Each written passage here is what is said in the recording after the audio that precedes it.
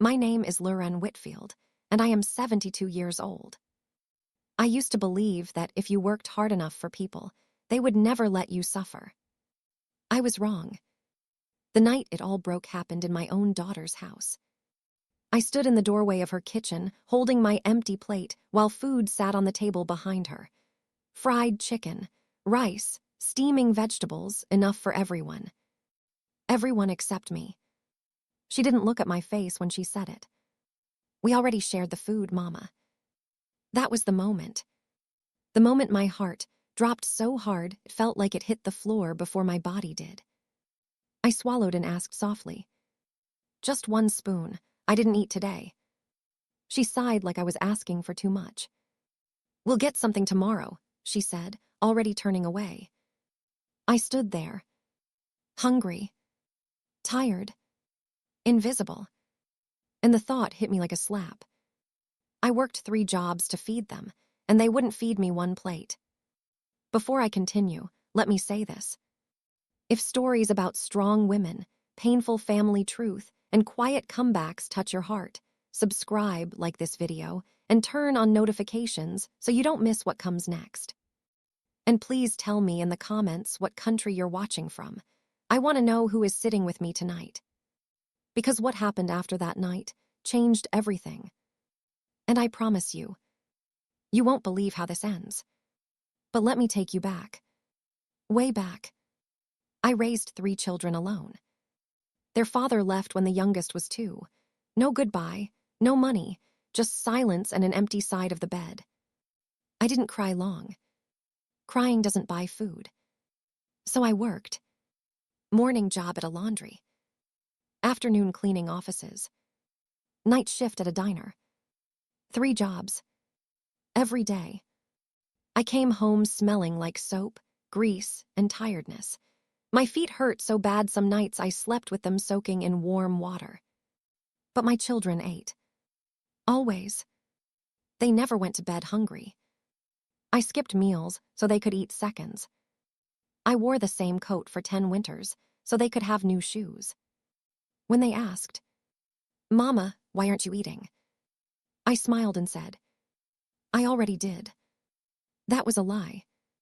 But it felt like love. As they grew older, life got better. They got jobs. They got married. They got houses. And slowly, they forgot. Forgot who carried them. Forgot who broke herself quietly. They started speaking over me. Deciding for me. Telling me what I needed. "You're old now, Mama. Let us handle things. You don't need much." I didn't argue. I thought respect would return on its own. It didn't. When my rent went up, my daughter said, "Just come stay with us for a while." A while turned into months. Months turned into feeling like a guest in a house built from my bones. They ate together without calling me. They made plans without asking. They spoke about me like I wasn't in the room. She forgets things. She's slow. She doesn't need much. Then came the night of the empty plate. The night I stood in that kitchen, listening to laughter in the next room, feeling my stomach twist. I walked back to the small room they gave me and sat on the bed. I didn't cry. I stared at the wall and whispered, "So this is what all those years bought me." But something changed inside me that night. Not anger. Awareness. I realized I had been feeding everyone for so long. They forgot I could starve too. And once people forget that, they forget your humanity. I lay down hungry. But my spirit was awake. And for the first time in my life, I asked myself a question I had never dared to ask before. What if I stopped giving? Because the truth was this. If I could survive 3 jobs, empty pockets and broken nights, I could survive their silence. And what I decided to do next would shake the table they ate from. Before I continue this story, kindly subscribe, like, turn on the notification bell, and tell me in the comments where you're watching from. That night, sleep did not come easy. My stomach growled, but that wasn't what kept me awake. I had known hunger before, real hunger. The kind that makes your head spin and your hands shake. This was different. This hunger sat deeper. It sat in my chest. I lay on the narrow bed, staring at the ceiling fan as it turned slowly, making a soft, clicking sound.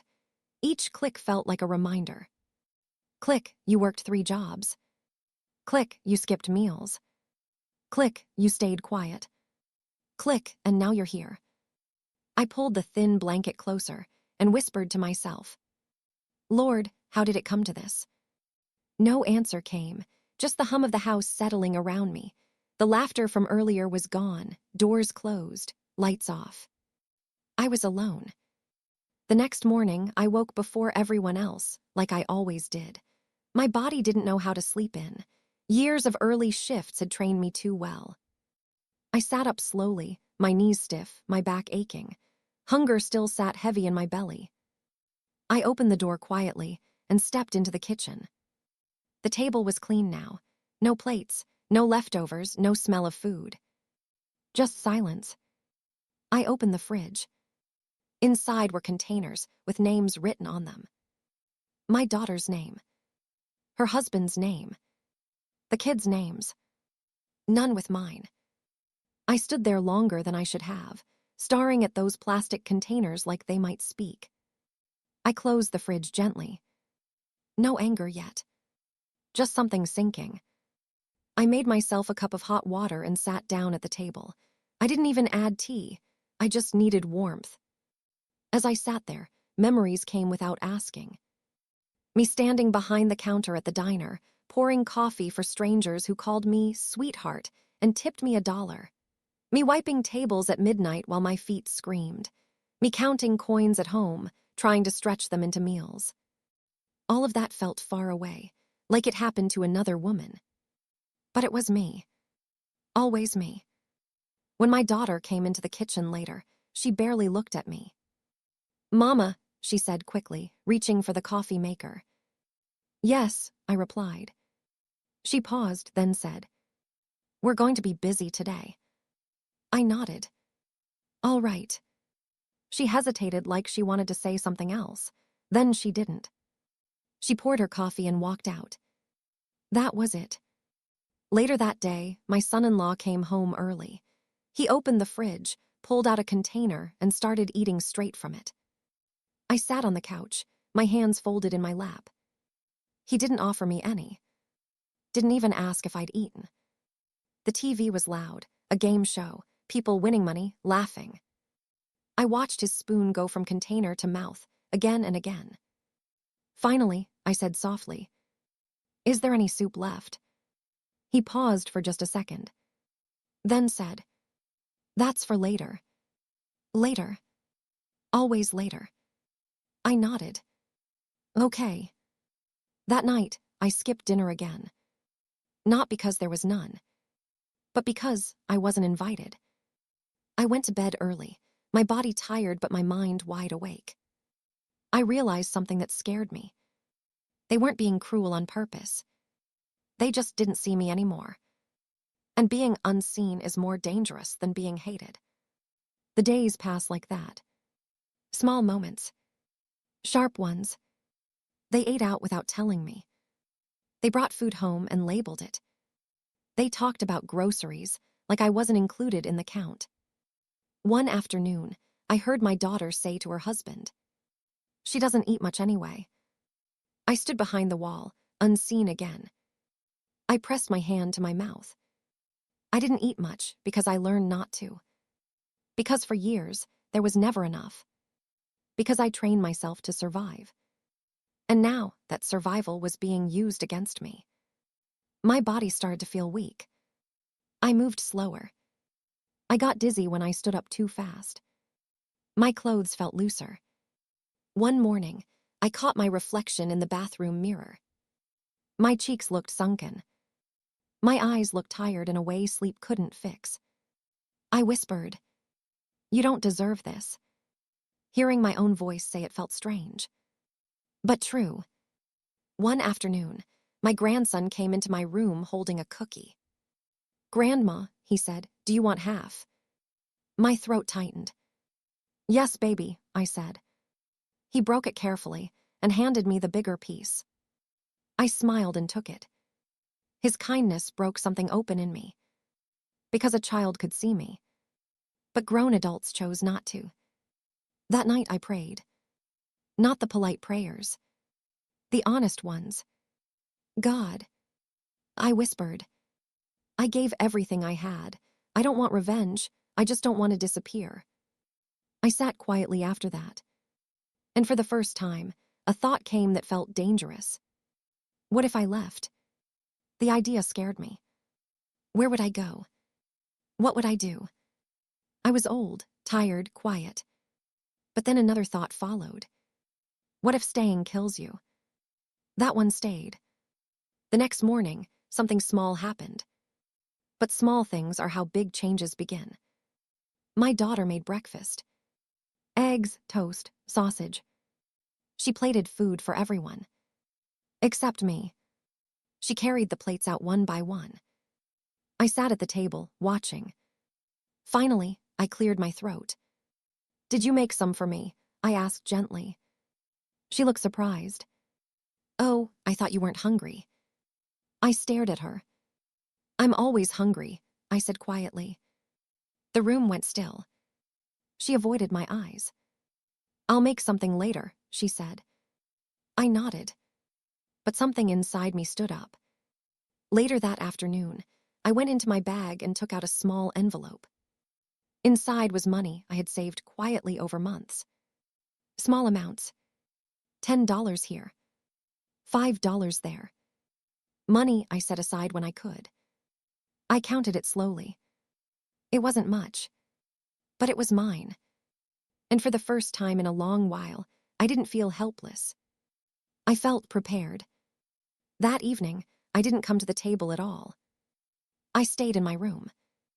And when my daughter knocked and said, "Mama, you okay?" I replied calmly, "Yes."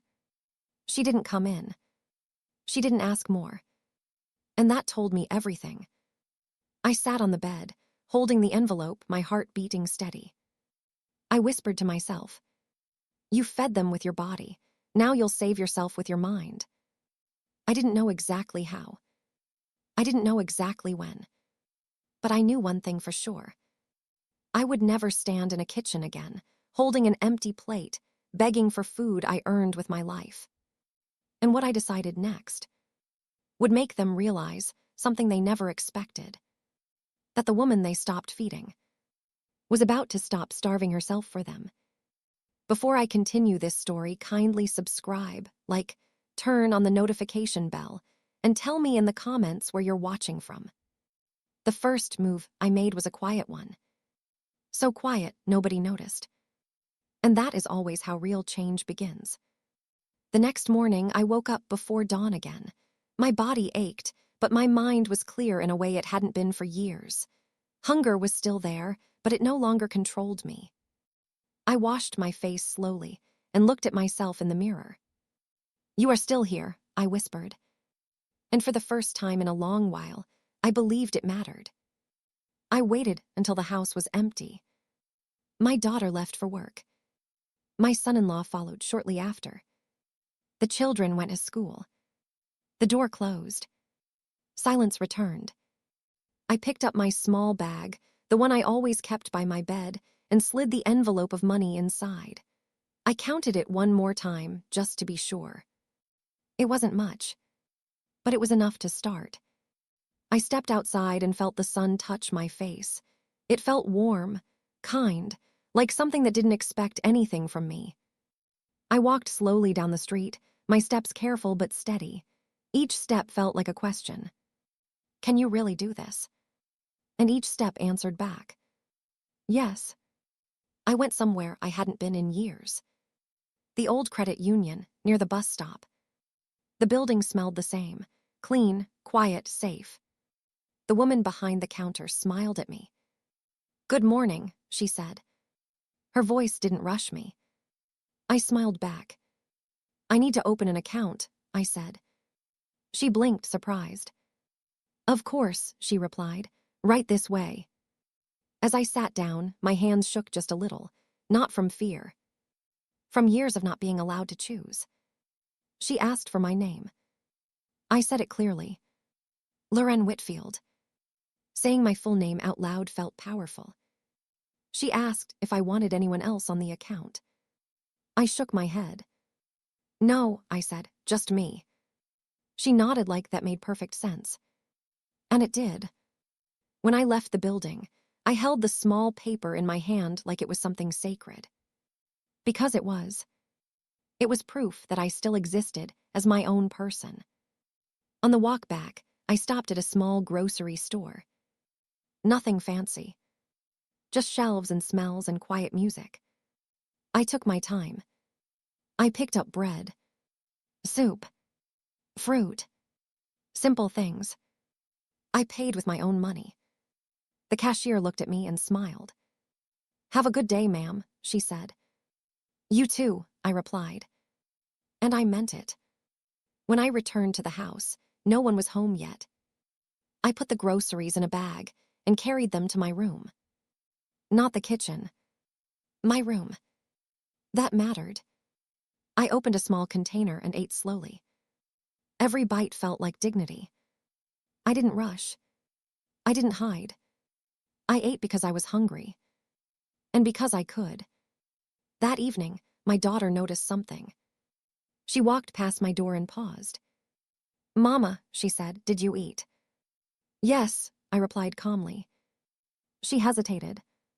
Oh, okay. She didn't ask what I ate. She didn't offer anything. But she noticed. And noticing was the beginning. The next few days went the same. I stopped waiting. I stopped asking. I took care of myself quietly. I ate in my room. I kept my door closed. I smiled politely. Nothing more. My body began to feel stronger. Not strong like before, but steadier. I didn't get dizzy as much. My hands stopped shaking. My thoughts came clearer. One evening, my daughter stood in the doorway of my room. You don't come to the table anymore, she said. I looked up from my book. I eat when I'm hungry, I replied. She frowned. Well, we didn't mean to. I raised my hand gently. I'm fine, I said. She looked confused. Because for years, I wasn't fine had been my truth. That night, I heard her whisper to her husband. She's acting strange. He replied. She's probably just tired. They laughed softly. I lay in bed, listening. And I smiled. Because they still didn't see it. The following week, something else happened. A letter arrived. It had my name on it. Only my name. I opened it slowly. It was a notice. About a small benefit I qualified for. Money I had never claimed.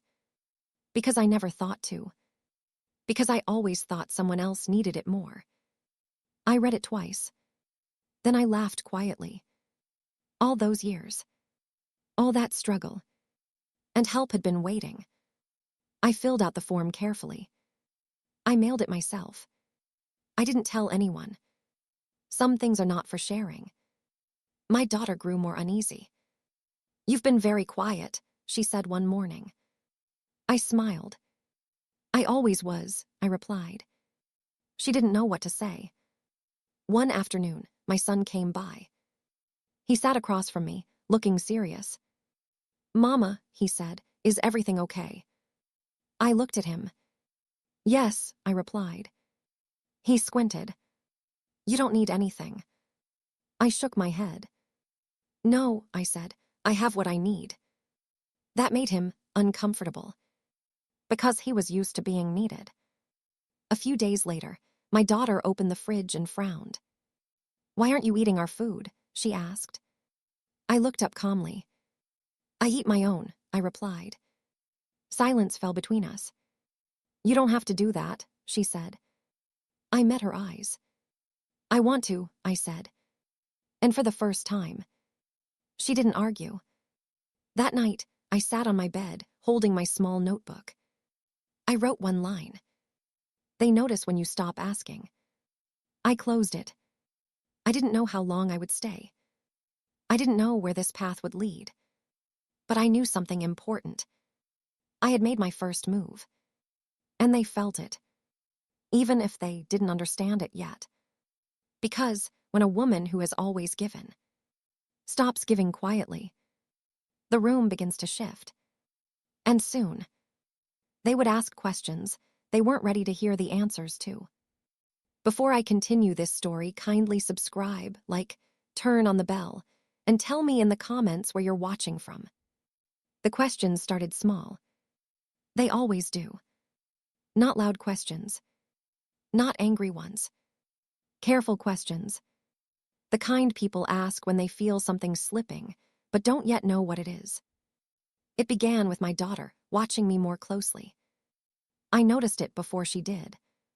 She watched how I moved, how I carried my bag, how I no longer asked what time dinner would be. One morning, she stood in the kitchen while I passed by. "Mama," she said, "where are you going?" I paused. "For a walk," I replied. "With who?" she asked. "With myself," I said. She blinked. That answer unsettled her. I walked every morning now. Slowly, carefully, but with purpose. Walking gave me time to think, time to remember who I was before survival became my whole identity. I passed houses where women sat on porches laughing. I passed stores where I used to shop when my children were small. I passed a park where I once pushed a stroller with one hand and held a work bag in the other.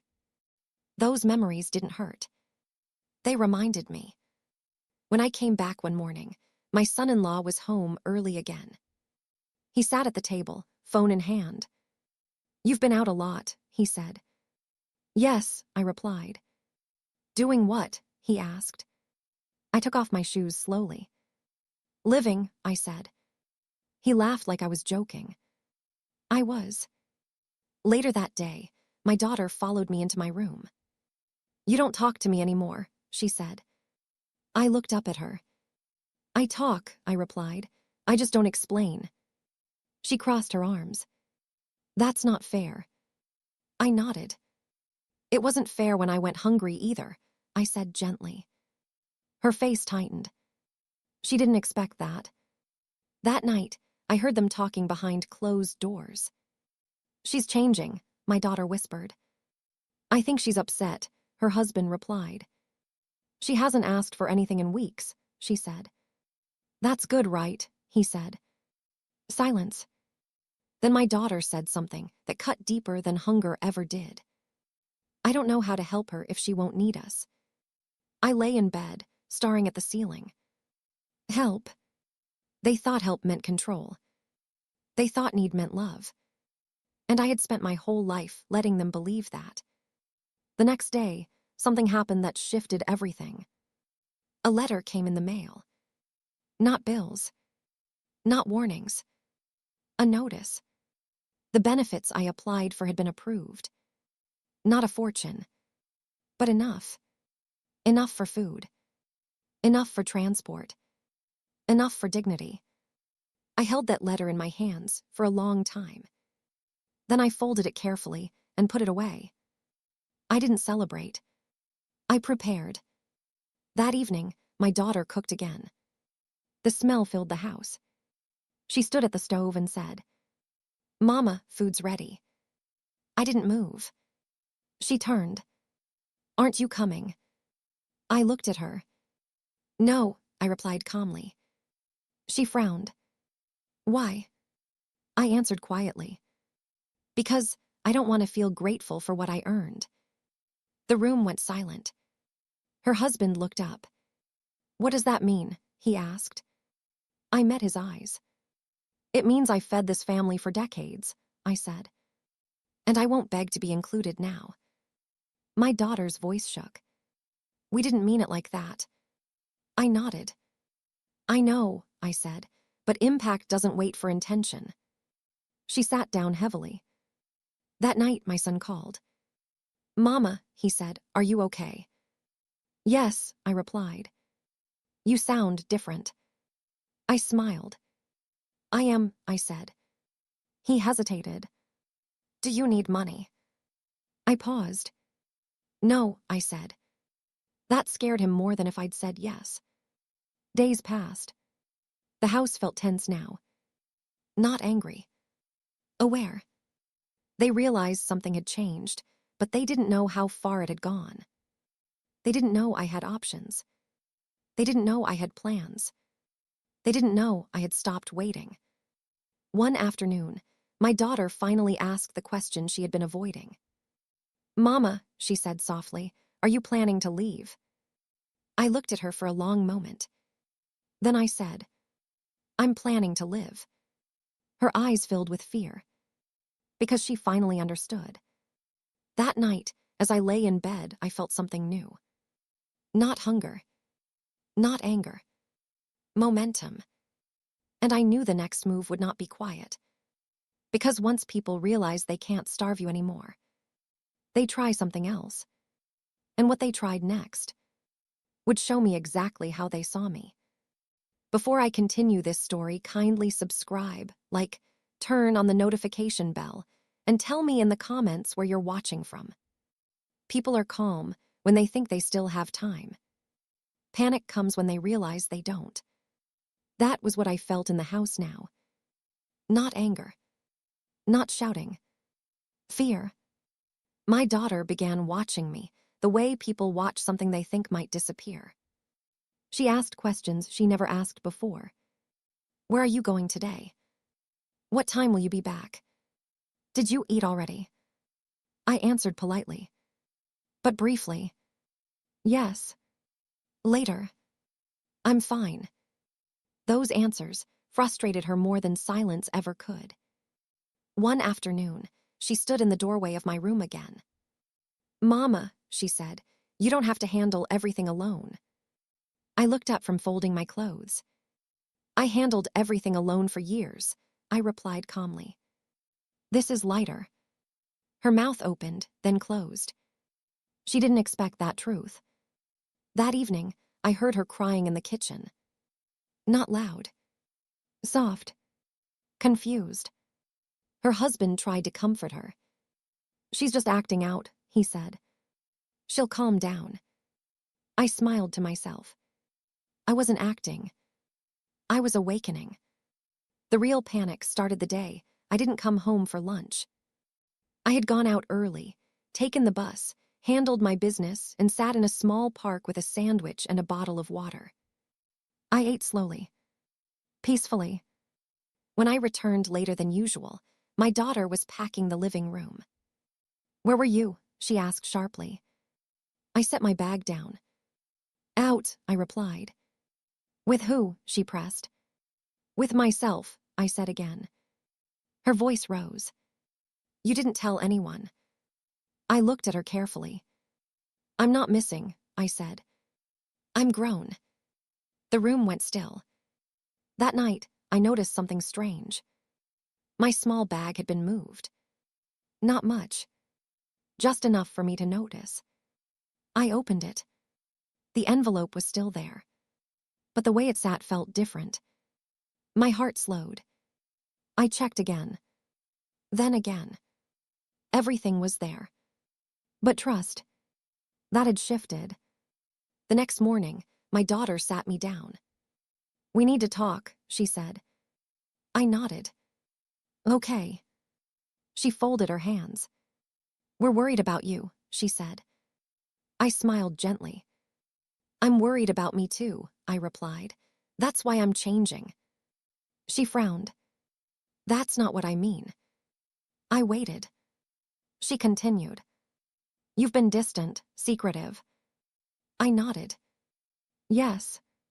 She sighed. You're acting like you don't need us. I looked her straight in the eye. I don't, I said. The silence that followed was heavy. Later that day, my son came over unexpectedly. He didn't hug me.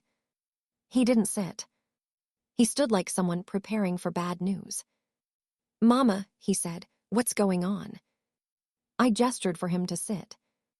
He didn't. I spoke calmly. I'm taking care of myself. He shook his head. That's not it. You're pulling away.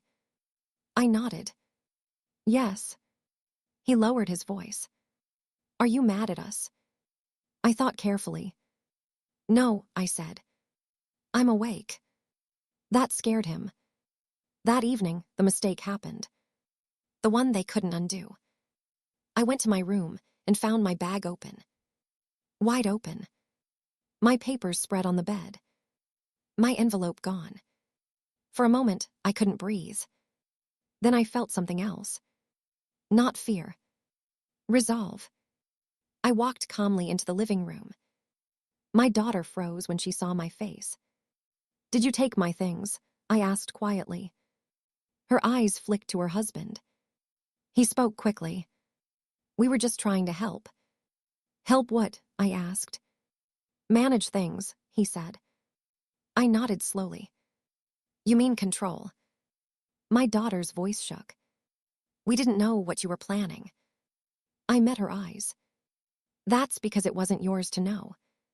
She held up the envelope. We were scared you, leave, she whispered. I took a deep breath. You were scared of losing access, I replied. I took the envelope back gently. Every movement slow. Every word measured. This, I said, holding it up, is the line you never should have crossed. The room felt colder. My son spoke softly. Mama, please. I looked at him. No, I said. Please was when I was hungry. I returned to my room and closed the door. Not hard. Firmly. I sat on the bed and placed the envelope beside me. My hands didn't shake. My heart didn't race. I felt clear. That night, I didn't sleep much. But not because of fear. Because I knew something important. They had shown me who they were when they thought they were losing me. And once people show you that, you don't forget. The next morning, I made a decision. Not emotional. Not rushed. Final. And when they realized what I had decided, they would understand something too late. You don't starve a woman. Then panic when she learns how to feed herself. Before I continue this story, kindly subscribe, like, turn on the notification bell, and tell me in the comments where you're watching from. The morning after they took my envelope, the house felt different. Not loud. Not angry.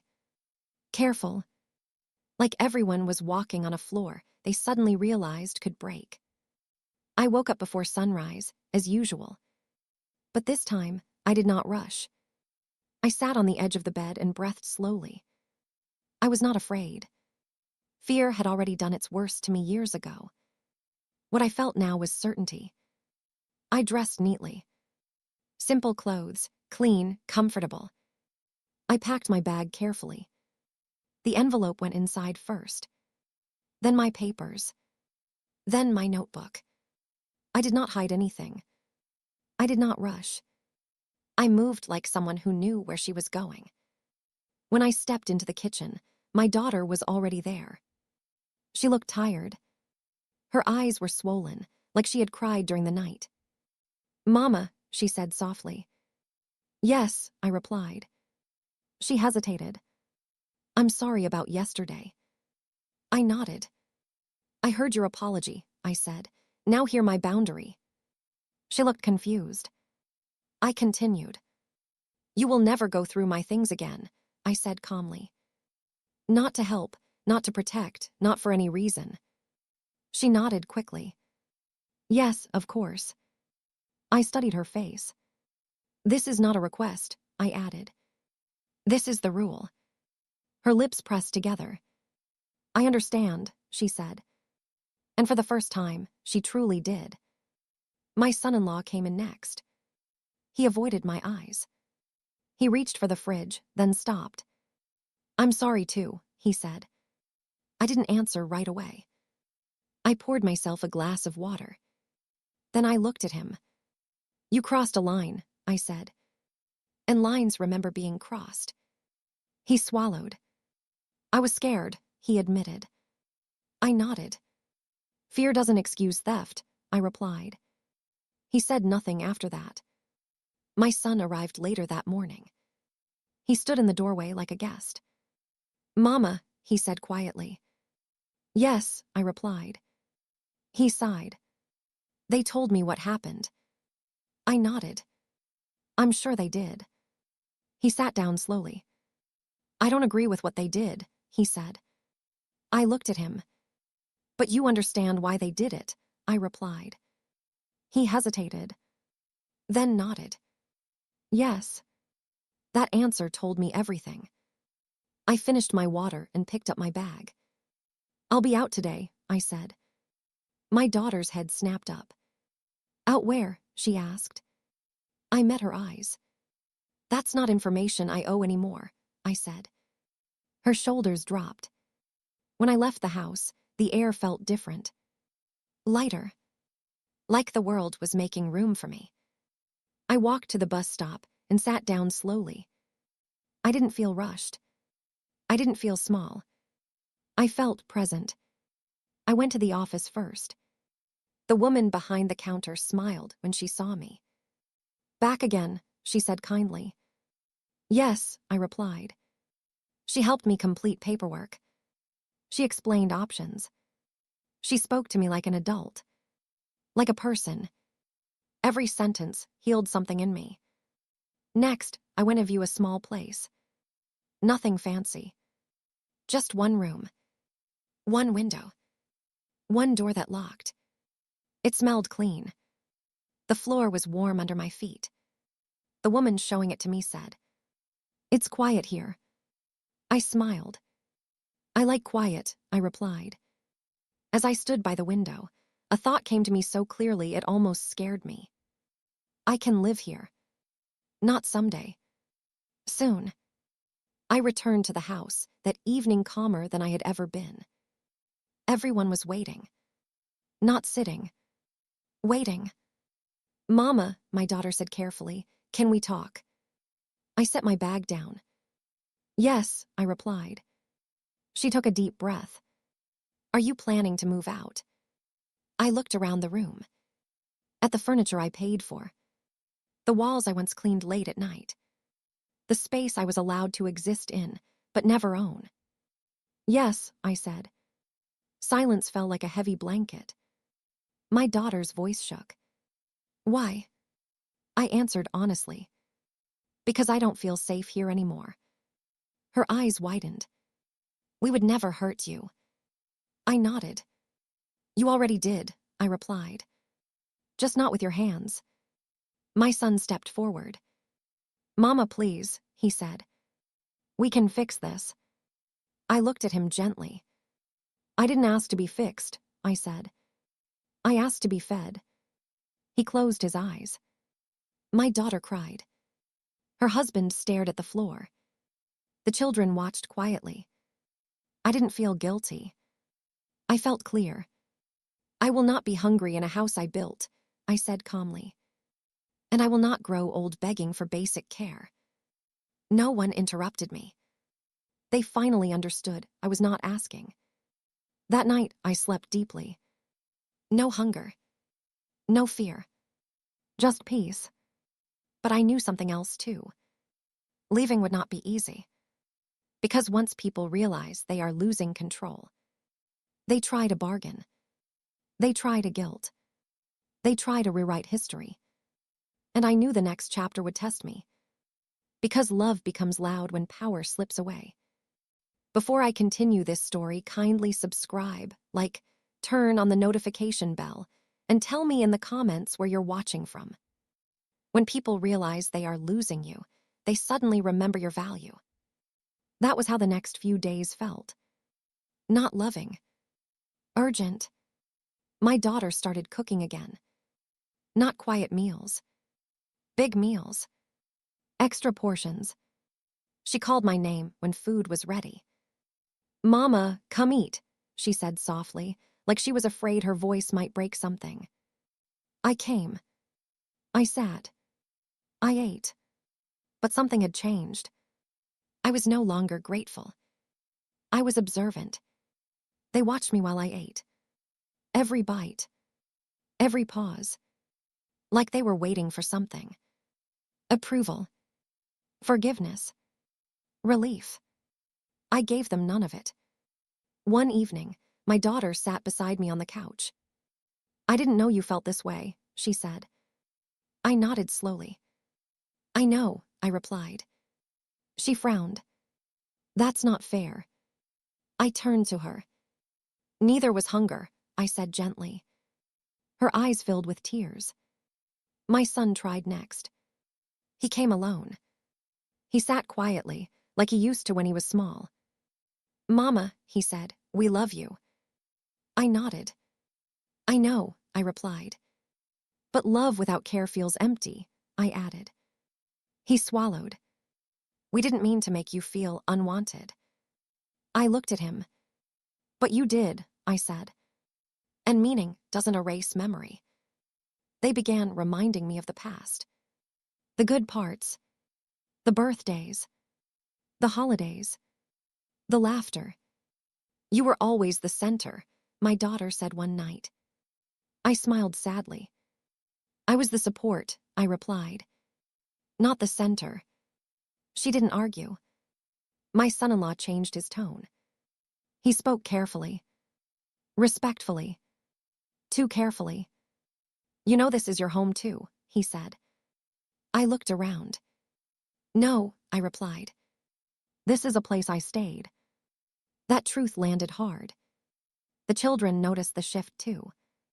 My grandson asked one morning, "Grandma, are you leaving forever?" I knelt beside him and held his hands. "No, baby," I said. "I'm choosing myself." He nodded like that made sense. Because children understand fairness better than adults. That afternoon, my daughter brought tea into my room.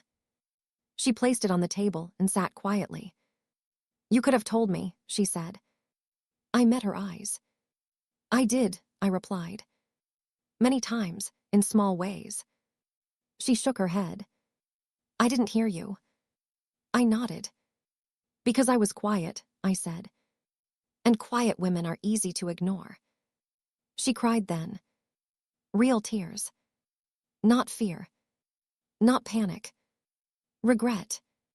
"I thought you were strong," she whispered. I smiled gently. "I was," I replied.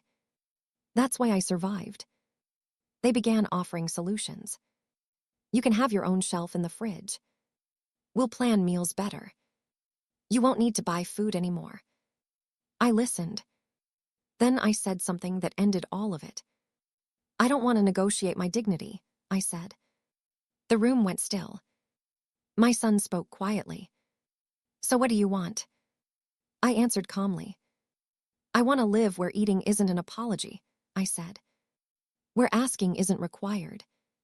They looked at each other. They finally understood. This wasn't about food. It never was. That night, I packed more of my things. Slowly. Carefully. Each item reminded me of a version of myself. The tired woman. The patient woman. The invisible woman. I folded them all. And let them go. My daughter stood at the door watching. "You're really leaving," she said. I nodded. "Yes." "When?" she asked. "Soon," I replied. Her voice trembled. "Is there anything we can do?" I met her eyes. "You can learn," I said. "So you don't repeat this with someone else." That night, sleep did not come easily. Not because of fear, but because endings are heavy. Even the right ones. I lay there thinking about the years. The sacrifices. The silence. And I knew something important. Leaving would not break me. Staying had almost done that. And tomorrow, they would try one last thing. Something desperate. Something emotional. Something they hoped would stop me. But they didn't know yet. I had already left in my heart. Before I continue this story, kindly subscribe, like, turn on the notification bell, and tell me in the comments where you're watching from. Guilt has a voice. It doesn't shout. It whispers. And it always sounds like love. The next morning, My daughter didn't go to work. That alone told me something was coming. She sat at the kitchen table, hands wrapped around a cold cup of tea, staring into nothing. "Mama," she said softly when she saw me, "sit with me." I did. I sat slowly, carefully, like I always did. She took a deep breath. "I haven't been sleeping," she said. I nodded. "I know," I replied. She looked surprised. "How?" I met her eyes. "Because guilt is loud at night," I said. She swallowed. "I feel like a bad daughter," she whispered. I didn't rush to fix that feeling. I let it sit. Because sometimes guilt needs to be felt, not erased. My son joined us soon after. He sat on the edge of the chair, restless. "Mama," he said, "this is tearing the family apart." I looked at him calmly. "No," I replied. "It's showing the cracks that were already there." He frowned. "That's not fair." I nodded. "Neither was starving quietly," I said. They tried a different angle next. The one they saved for last. "Memory. You used to say family was everything," my daughter said. I smiled sadly. "I still believe that," I replied. "But family isn't everything if you disappear inside it." She shook her head. "We needed you," she said. I leaned forward slightly. "You needed what I provided," I replied. "There's a difference." That was when the tears came again. "I don't know how to fix this," she cried. I reached for her hand. "You can't fix what you didn't break on purpose," I said gently. "But you can stop repeating it." My son stood up. "So that's it?" he asked. "You're just leaving." I looked at him. "I'm not leaving you," I said.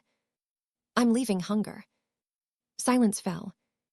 Later that day, my daughter came into my room holding a photo. An old one. Me in my work uniform, smiling tiredly, holding her as a child. "You were always there," she said. I nodded. "Yes." "And now you're choosing yourself," she said, almost accusingly. I met her eyes. "Yes," I replied again. She shook her head. "That hurts." I nodded. "I know," I said. "But pain doesn't mean wrong." That night, my son knocked on my door. "Mama," he said quietly, "do you forgive us?" I thought carefully. "I forgive you for not knowing," I replied. "But I won't forgive myself if I stay." He lowered his head. That answer stayed with him. The guilt came in waves after that. Soft words. Sad looks. Long pauses. They weren't trying to hurt me. They were trying to hold on. But holding on can look like pulling someone under. I packed my last bag slowly. I didn't hide it. I folded my clothes carefully. Each fold felt like closure. My daughter watched from the doorway again. "You don't have to be so strong," she said. I smiled gently. "I'm not being strong," I replied. "I'm being honest." That night, I lay in bed thinking about how many times I stayed silent to keep peace. How many times I swallowed hunger so others wouldn't feel guilty. How many times I chose quiet so others could stay comfortable. And I realized something important. Guilt had ruled my life longer than poverty ever did. The next morning, I placed my bags by the door. I sat down and waited. Not nervously. Patiently. Because when you stop carrying guilt, you don't rush. They stood around me, unsure. My daughter spoke first. "When will you come back?" I looked up at her. "When I'm invited," I replied. "Not expected." She nodded slowly. My son stepped forward.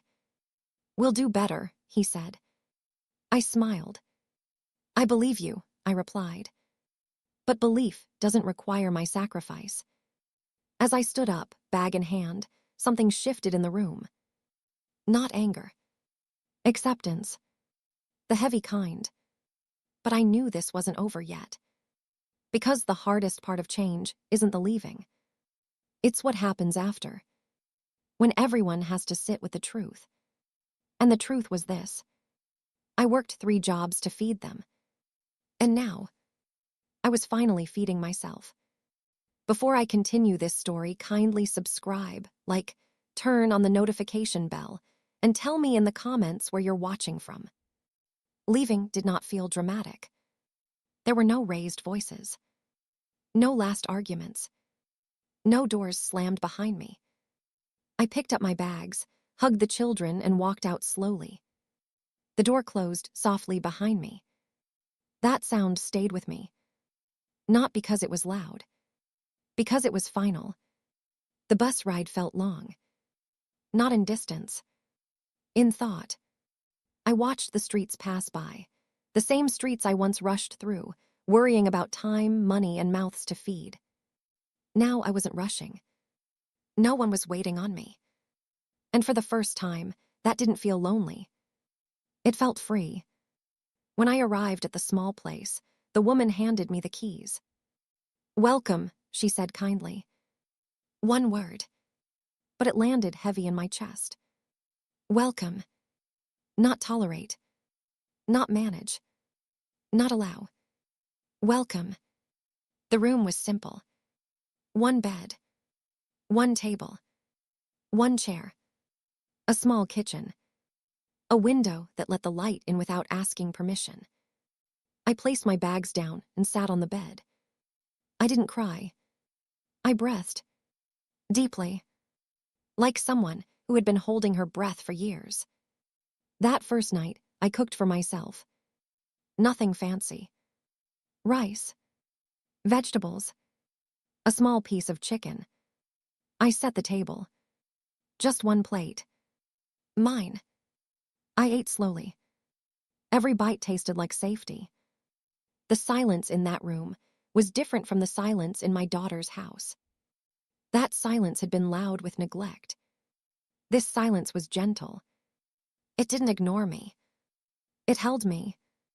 The next morning, I woke up hungry. Not desperate hunger. Healthy hunger. The kind that reminds you you're alive. I smiled. Days passed quietly. I learned the rhythm of my new life. Morning walks. Simple meals. Short naps. Long thoughts. No one watched me eat. No one counted my steps. No one decided when I deserved care. My phone stayed quiet at first. Then the messages came. Are you okay? Did you eat? Do you need anything? I answered when I wanted. Honestly, I'm fine. I've eaten. I'm okay. Each reply felt like reclaiming something. One afternoon, my daughter called. Her voice was softer. "We miss you," she said. I nodded, even though she couldn't see me. "I know," I replied. There was a pause. "I didn't realize how much you gave up," she said quietly. I closed my eyes. "Neither did I replied. She asked if I was lonely. I looked around my room. At the sunlight on the wall. At my clean table. At my full plate. "No," I said. "I'm peaceful." She didn't know what to say to that. My son came to visit a week later. He knocked. Waited. Didn't just walk in. That mattered. He sat across from me, looking around. "You seem lighter," he said. I smiled. I replied. He swallowed. "I'm sorry it took hunger for us to see you," he said. I met his eyes. "It didn't take hunger," I said. "It took distance." When he left, the room went quiet again. But this time, the silence didn't feel empty. It felt earned.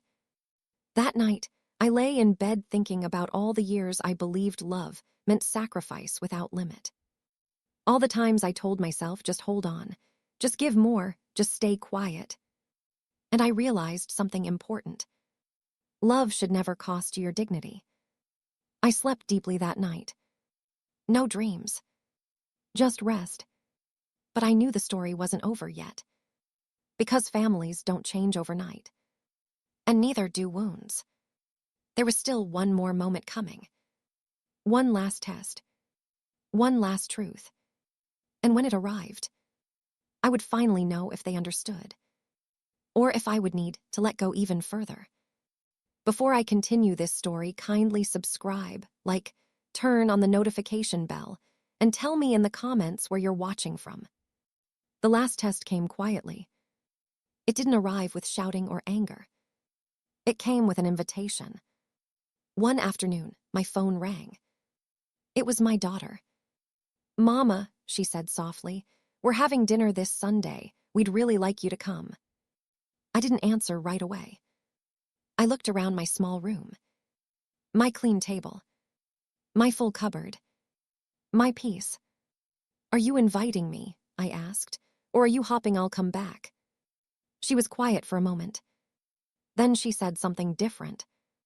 "We want to welcome you," she said. "As our mother, not as help." I closed my eyes. That was new. "I'll come," I said. "But I'll leave when I want." "Yes," she replied quickly. "Of course." That mattered. Sunday came. I dressed slowly. Not fancy. Not plain. Just myself. I walked into their house with my head high and my hands empty. No food. No gifts. No guilt. The table was set. There was an extra plate. Placed carefully. In a seat that wasn't hidden. "Mama," my daughter said, "this is your place." I sat. Not because she said it, but because it felt right. They served me first. No rush. No watching. Just care. I ate slowly. And for the first time in that house, I felt like a guest. Not a burden. My son spoke after dinner. "Mama," he said, "we failed you." I nodded. "Yes," I replied. He swallowed. "But we're learning." I looked at him. "So am I said. My daughter reached for my hand. "I didn't know hunger could be quiet," she said. I squeezed her hand gently. "It always is," I replied.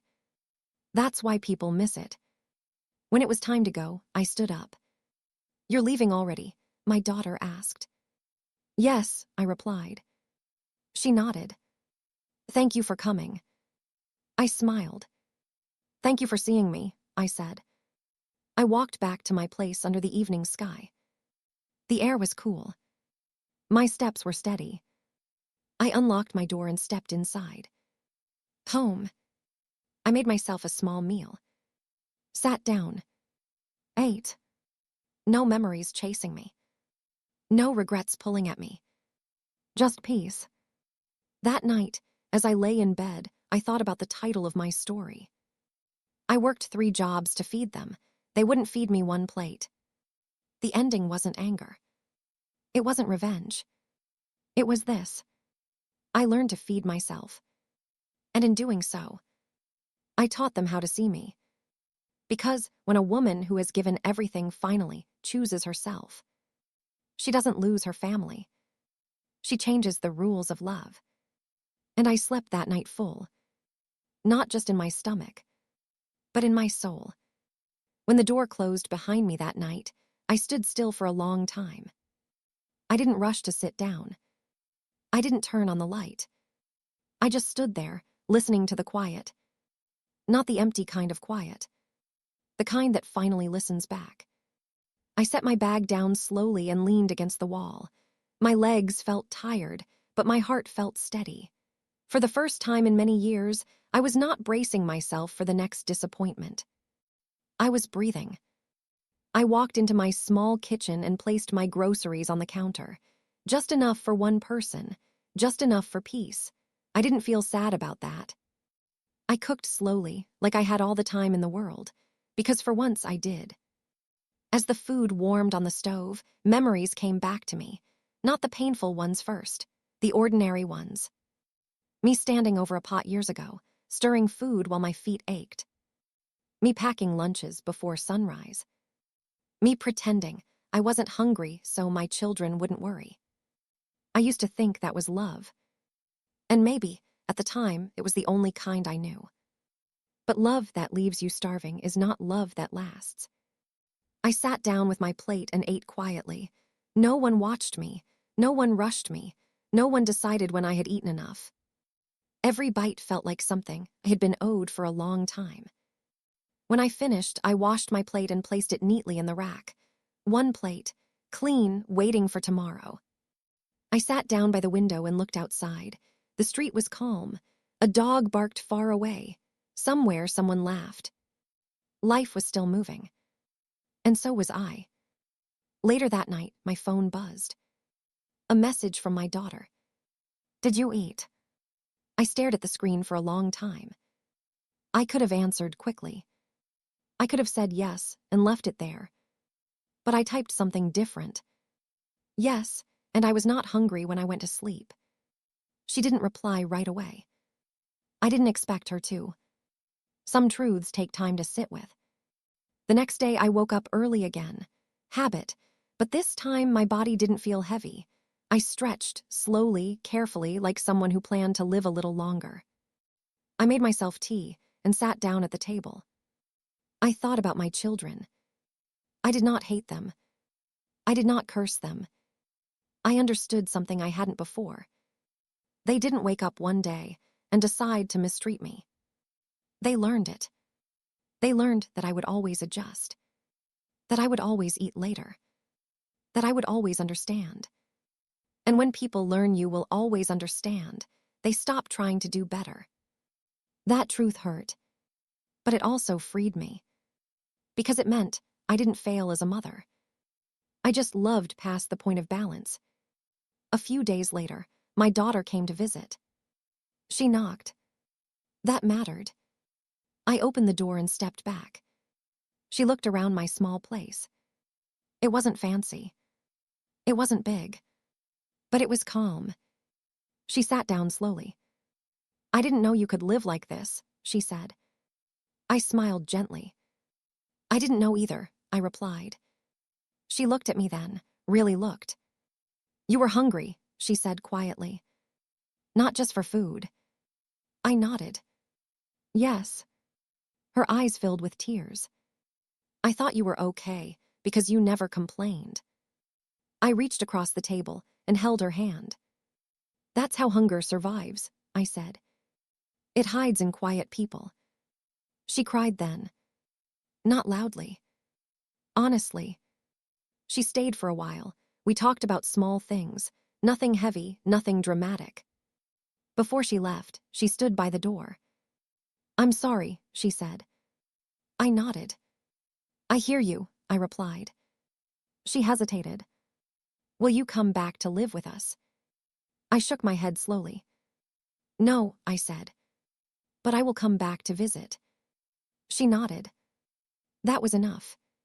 After she left, I sat down and felt something new. Not sadness. Relief. I did not need them to change overnight. I did not need them to become perfect. I only needed one thing. To never be hungry again. In any way. Days passed.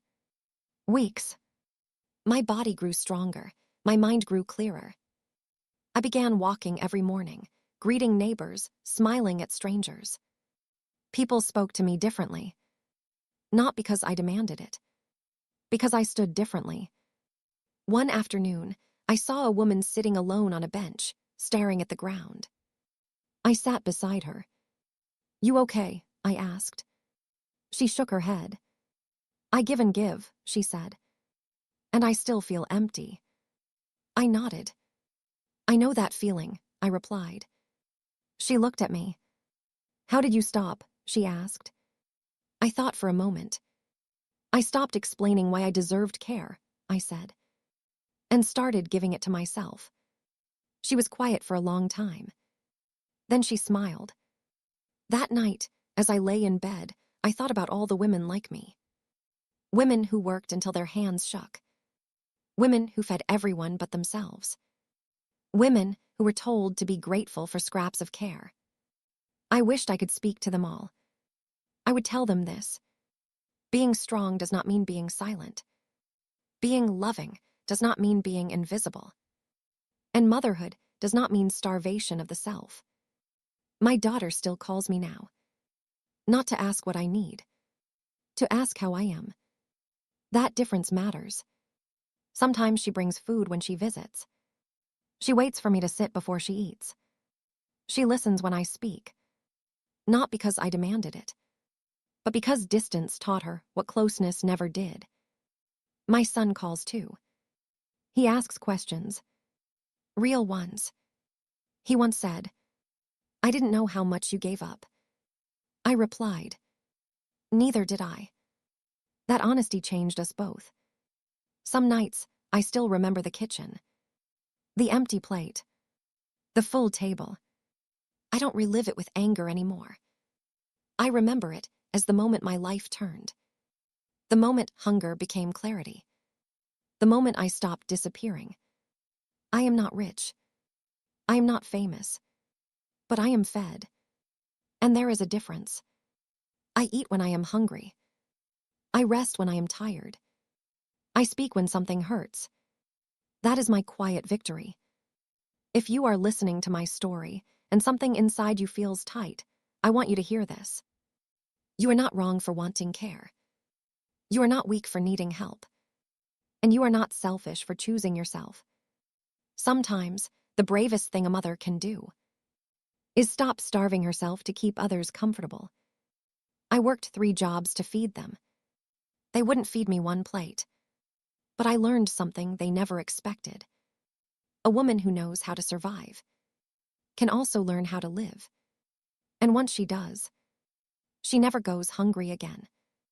If this story touched you, please subscribe, like, and turn on the notification bell for more emotional stories like this. Tell me in the comments where you're watching from. Somewhere out there, I might be reading.